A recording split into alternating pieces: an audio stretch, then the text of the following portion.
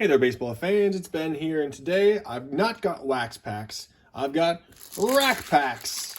Got 3 different rack packs here from Topps. We have a 1987, 1988, and 1991. These were all pulled from that big 107 pack lot that I bought. How about that? And we're gonna open these up and see what we can find. And here we go. Oh, look, I don't have to cut this one. It's already jumping out because Don Carmen cannot be contained. So 1988 Topps, it is pretty common and a lot of these exist. These are really good shape though.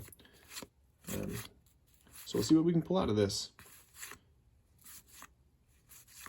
I'm always looking for my favorites: Sean Dunston, Ryan Sandberg, Mark Grace, Nolan Ryan, Steve Ontiveros. What do I know about Steve Ontiveros? Not much. Wonder what happened to that guy. Maybe we'll put him aside and look at that later. All right, so the first cell of these, virtually nothing.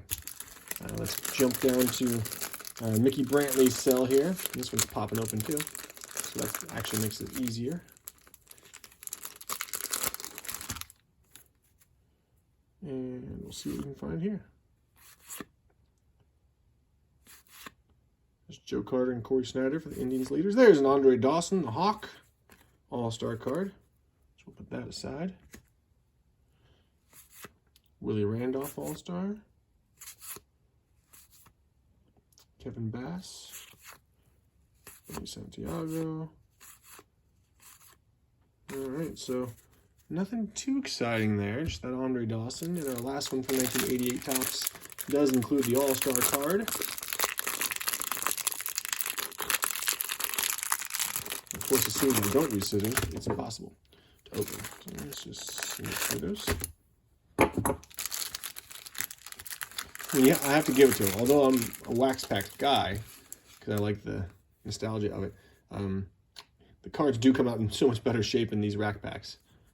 But there's Davey Johnson, All-Star coach that year. So if you're going to get an All-Star card, the manager's not the one you want. There's Fred McGriff. It's a good-looking card. I've seen that one quite a few times in my day. Julio Franco. Oops. There's Kirby Puckett. So that's probably the best one we've gotten so far. Looking short and stocky and powerful there, but with no facial hair. A rarity for him.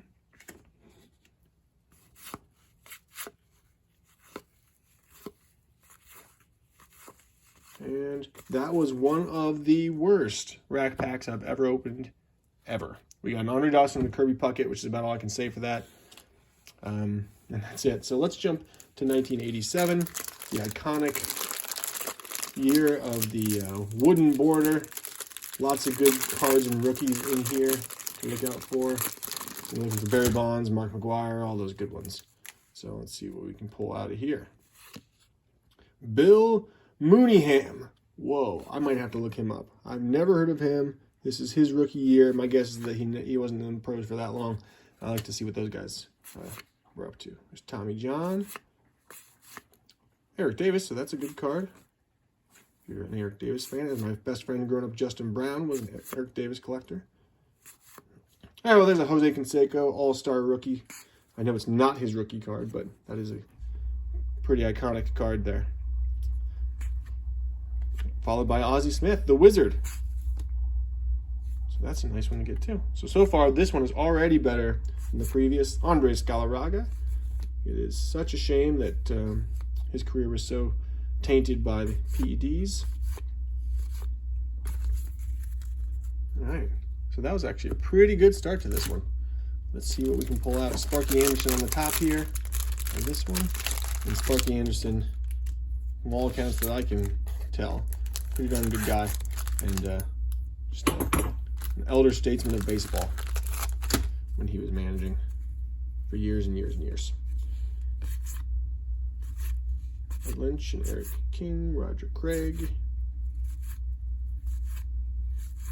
Dave Stewart, quality pitcher there, Dave Righetti, George Bell, or Jorge Bell, depending on if you talk to him, and Lou Panoa. So a lot of managers in this one, actually. I think 3 managers out of that little stack. And our final one here, you can see we've already got the glossy All-Star Kirby Puckett. So that's a good one to have.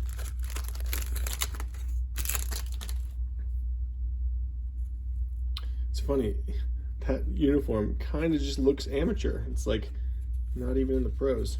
See, there's a little bit of a ding on this one, but it's okay. Kirby Puckett. Lots of managers.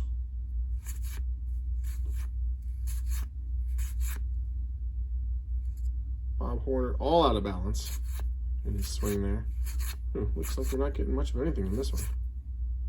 Sammy Khalifa. Tim Teppel. Yep, so that's about it for that. So honestly, we started off pretty good with that 87 tops, but not much there. And now we're on to 1991 tops. The real one, really responding to the competitors during that time. And this is their 40th anniversary, so they have a lot of sweepstakes going on, a lot of celebration. I like this set. This is a good set. This is the last year that they had the standard kind of cardboard cardstock, brown cardstock that they printed these cards on. Starting off with a checklist, starting off strong.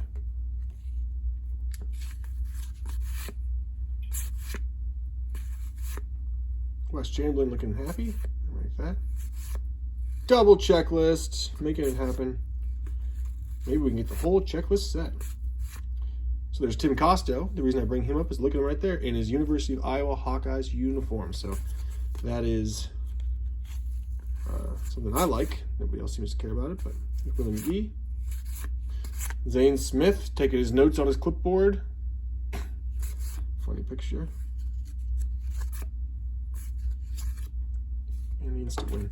So that was kind of a bust.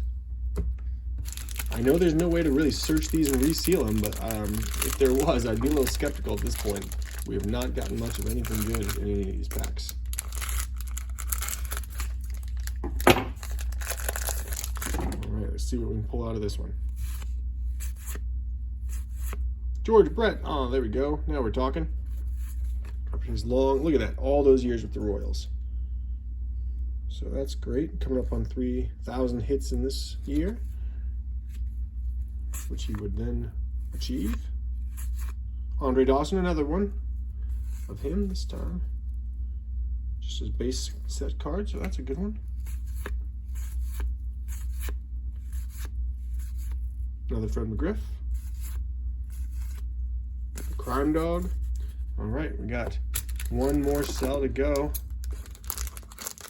Let's see what we can pull. Maybe this is where the real gems are hiding. No inserts or anything in this year, just last year of their kind of straight card collecting. 792 cards of normal baseball cards. There's Dave Stewart, Jim Abbott, and that'll do it. So, to recap, not a whole lot going on here. The ones I pulled out here were Andre Dawson, George Brett, Kirby Puckett, Ozzie Smith, Jose Canseco, Kirby Puckett, and Andre Dawson. So that's about it. Let's look up, I know I put aside Steve Ontiveros, we'll do him another time, but Bill Mooneyham, mostly because I like his name. Look at that kid, just a kid, playing his big league dreams. So let's see what we can find out about Bill Mooneyham.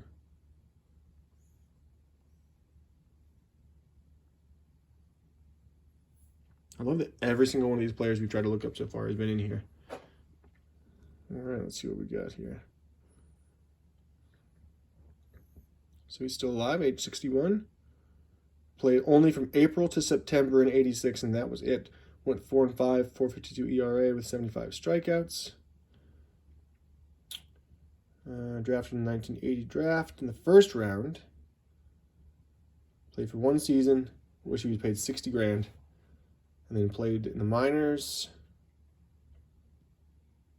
And that's all we got.